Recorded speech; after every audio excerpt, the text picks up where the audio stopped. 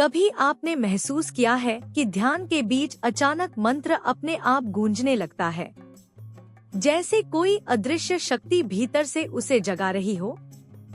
क्यों ऐसा होता है कि साधक प्रकाश को शिखर केंद्र तक ले तो जाता है, पर ठीक उसी क्षण वह पार नहीं कर पाता? यह अनुभव उसी को होता है जो मार्ग पर आगे बढ़ चुका है। जब प्रकाश सहस्रार को छूने की कोशिश करता है, पर पूरी तरह एकीकृत न होने के कारण बिखर जाता है, तब भीतर का कंपन अपने आप मंत्र का रूप ले लेता है। साधक समझ नहीं पाता, पर यह उसका अंदरूनी संघर्ष है, जहां उसकी सूक्ष्म ऊर्जा अब भी अनसुलझे क्षैतिज बोझों में अटकी होती है। इन्हीं उलझनों से उठती हलचल मंत्र को जागृत कर देती है, जैसे आत्मा परमात्मा से मदद मांग रही हो।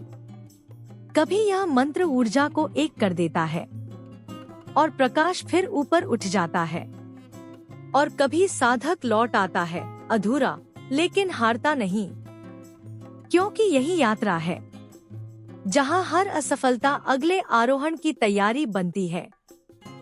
प्रकरण 2। प्रश्न 4।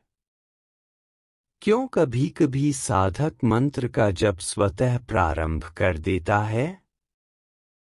जब प्रकाश शिखर केंद्र या सहस्रार चक्र को छूने की कोशिश करता है, लेकिन पार नहीं कर पाता और परमात्मा में लीन नहीं हो पाता?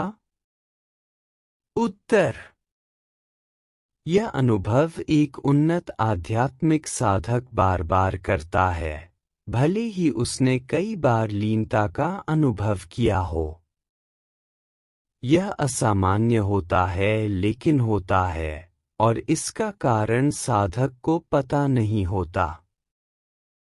जब प्रकाश शिखर केंद्र तक पहुंचता है, लेकिन शिखर केंद्र को छू नहीं पाता, तब साधक स्वतः ही मन परमात्मा से सहायता या कृपा के लिए प्रार्थना करने लगता है।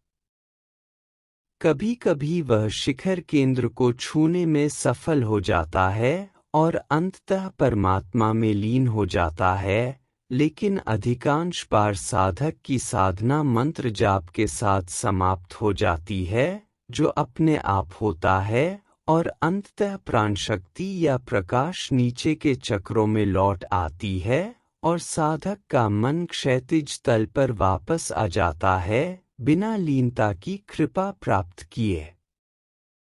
साधक मानसिक रूप से अपने असफलता के कारण दुखी महसूस करता है, लेकिन वह अगली साधना के लिए फिर से प्रयास करता है और इसे परमात्मा की इच्छा के रूप में स्वीकार करता है।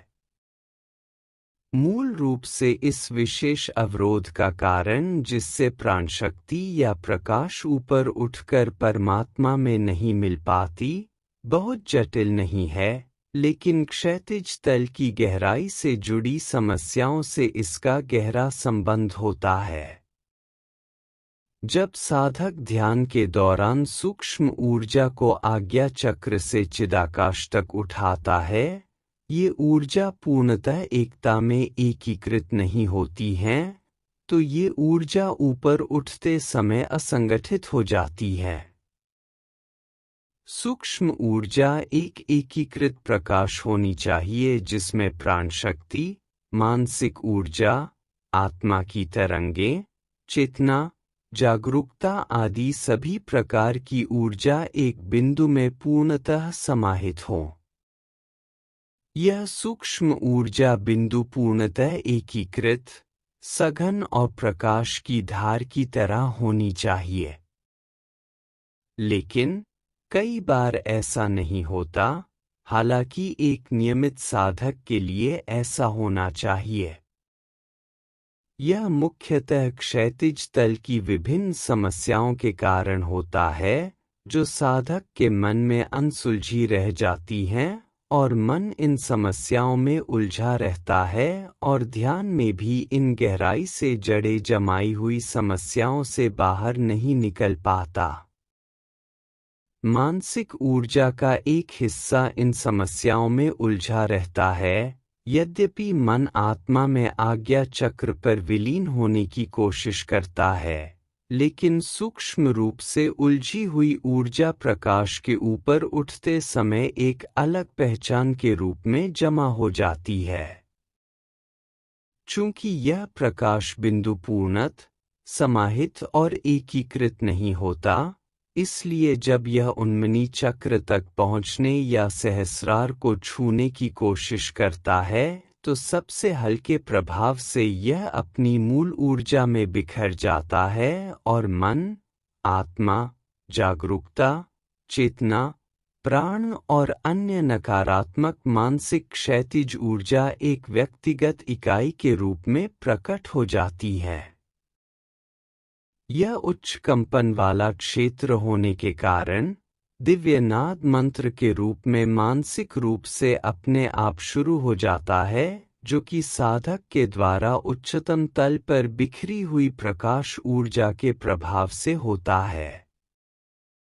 कभी कभी मंत्र की ध्वनि के प्रभाव या साधक की प्रार्थना से ये सभी बिखरी हुई सूक्ष्म ऊर्जा चुंबकीय शक्ति से एकीकृत होकर एक प्रकाश धार के रूप में संगठित हो जाती है, और तब यह प्रकाश अपनी मूल दिशा में शिखर केंद्र को छूता है और परमात्मा में लीनता प्राप्त करता है।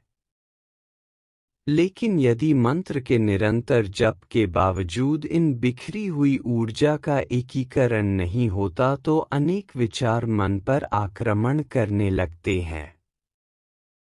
मन द्वैत रूपी स्थिति से बहुआयामी स्थिति की ओर चला जाता है और क्षैतिज तल के विभिन्न गहरे विचार मन में आने लगते हैं, और अंततः साधक निराश होकर ध्यान को छोड़ देता है। परमात्मा के सामने एक असंतुष्ट जीव की तरह झुकता है, पछताता है और अपनी लीनता में असफलता के लिए स्वयं को दोष देता है। कभी कभी वह अच्छी तरह समझता है कि उसने साधना का आरंभ करने से पहले अपने मानसिक मुद्दों का समाधान नहीं किया था, लेकिन फिर भी उसके मन और हृदय में असंतोष बना रहता है जब तक कि वह अपनी आगे की साधना में सफल नहीं हो जाता। इस मोड़ पर साधक को इस ऊर्ध्वगामी मार्ग में आने वाली विभिन्न बाधाओं के कारणों को समझना चाहिए और इन बाधाओं को दूर करने के लिए उसे अपने पूरे शारीरिक तंत्र को सांप की तरह शून्यवत बनाए रखने का प्रयास करना चाहिए। जैसे सांप अपने भीतर की सारी सांस या वायु को जबरन बाहर निकालकर अनेक बार फुफकार की ध्वनि से सांस निकालकर निःश्वास हो जाता है और सांस रहित स्थिर अवस्था में बना रहता है। एक साधक को ऐसा ही करना चाहिए और कई बार सांप की तरह सांस बाहर निकालकर निःश्वास होने का प्रयास करना चाहिए। तभी संभवतः वह एकीकृत प्रकाश धार की अवस्था को प्राप्त कर सकता है, जिससे वह शिखर केंद्र को भेद कर आकाश या ब्रह्मांड की ओर ऊपर की यात्रा कर सके और परमात्मा में लीन हो सके। यह केवल गुरु, महावतार बाबाजी और परमात्मा की कृपा से ही संभव है। साधक के सारे प्रयास गौण हैं। यदि साधक उपरोक्त सभी प्रयासों से सफल नहीं होता है, तब भी उसे अपनी ऊर्ध्व यात्रा का प्रयास नहीं छोड़ना चाहिए, बल्कि अगली साधना में निरंतर प्रयास जारी रखना चाहिए और ऐसी असफलताओं को आत्मिक विकास की यात्रा का एक हिस्सा मानकर स्वीकार करना चाहिए।